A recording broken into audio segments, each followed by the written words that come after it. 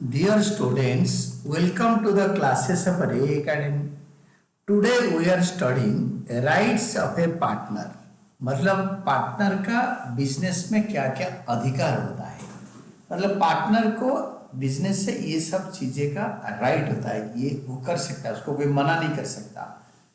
First one होता है every partner has the right to participate in the management. Participate in the management of the business. Business का management में वो खुद एक भागीदार बने। मतलब बिजनेस का वो पार्टनर है, he will participate in the active business, ये राइट टू पार्टिसिपेट। सेकेंड होता है every partner has the right to be consulted about the business matters. हर बिजनेस मैटर पे पार्टनर को कंसल्ट किया जाए। मतलब कंसल्ट किया जाए मतलब जैसे कहीं से कुछ खरीदना होता है, कहीं पे फैक्ट्री का एक्सटेंशन करना है, कुछ छोटा मोटा से बड़े फाइनेंशियल नॉन फाइनेंशियल डिसीजंस के बारे में पार्टनर को कंसल्ट किया जाए। देन थर्ड होता है every partner has the right to inspect the books of accounts and have a copy of it. हर पार्टनर का राइट होता है कि वो अकाउंट्स के बही खाता, मतलब फार्म के बही खाता, the accounts, books of accounts, जिसमें जर्नल लेजर से लेकर फाइनल अकाउंट वटेवर जो अकाउंट्स पार्टनरशिप फार्म में मेंटेन होता है उसको इंस्पेक्ट करे, मतलब खुद देखे, अगर जरूरत पड़े तो उसका एक कॉपी ले जाए, ट्रू कॉपी, मतलब उसी टाइप का have a copy of it. Then fourth होता है every partner has the right to share the profits and losses in the agreed ratio. Right to share profits and losses obviously in the agreed ratio. जो ratio में agree कर रखे हैं A B C तीन है, ratio है इनका 3:2:1। तो जो भी प्रॉफिट होगा 3:2:1 में लॉस में शेयर करेंगे, लॉस होगा तो 3:2:1 में बियर करेंगे। In case profit sharing ratio is not given, अगर प्रॉफिट शेयरिंग रेशियो नहीं दिया हुआ है, profits and losses are shared equally as is provided in the Indian partnership act. तो जब पार्टनरशिप एग्रीमेंट नहीं है या एग्रीमेंट है बट प्रॉफिट शेयरिंग रेशियो के बारे में बताया नहीं है, तो इसको इक्वली शेयर करेंगे। They will be sharing it in the agreed ratio. अगर एग्रीड रेशियो नहीं है तो they will be sharing equal. Then क्योंकि पार्टनरशिप एक्ट 1932 में बताया गया है। Then fifth one, if a partner has advanced a loan, अगर पार्टनर ने फार्म को लोन दिया है, लिया नहीं, फार्म से लिया नहीं है, तो लिया है तो इंटरेस्ट के बारे में बताया नहीं तो इंटरेस्ट नहीं मिलेगा।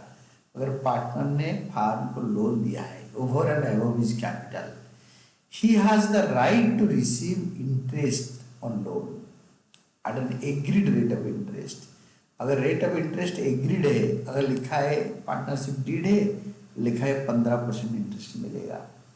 तो करेंट फाइनेंशियल ईयर, जिस फाइनेंशियल ईयर के अकाउंट्स बन रहा होगा उस फाइनेंशियल ईयर में जितने दिन इसका लोन आउटस्टैंडिंग होगा उतने दिन के लिए इंटरेस्ट 15% में मिलेगा, अगर एग्रीड है तो।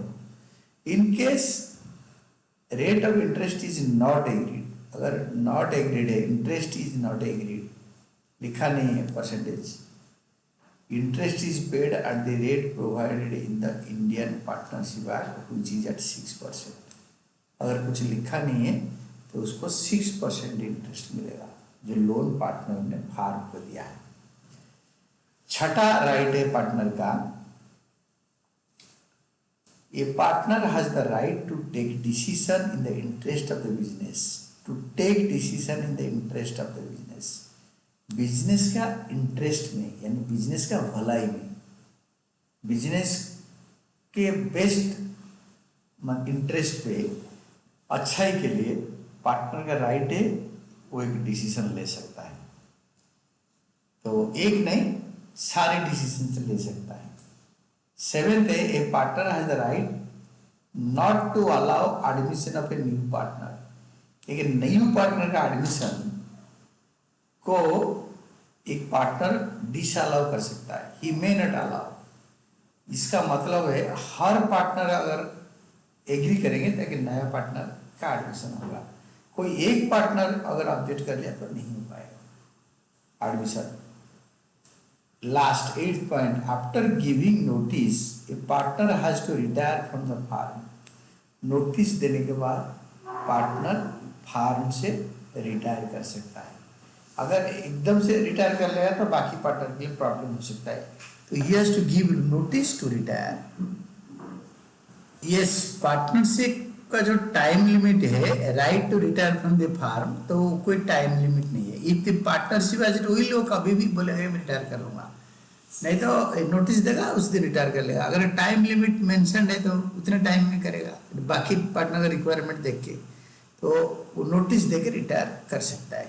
और there is no specified time frame, it is upon the agreement among the partners, and this is all about the rights of a partner in a partnership firm.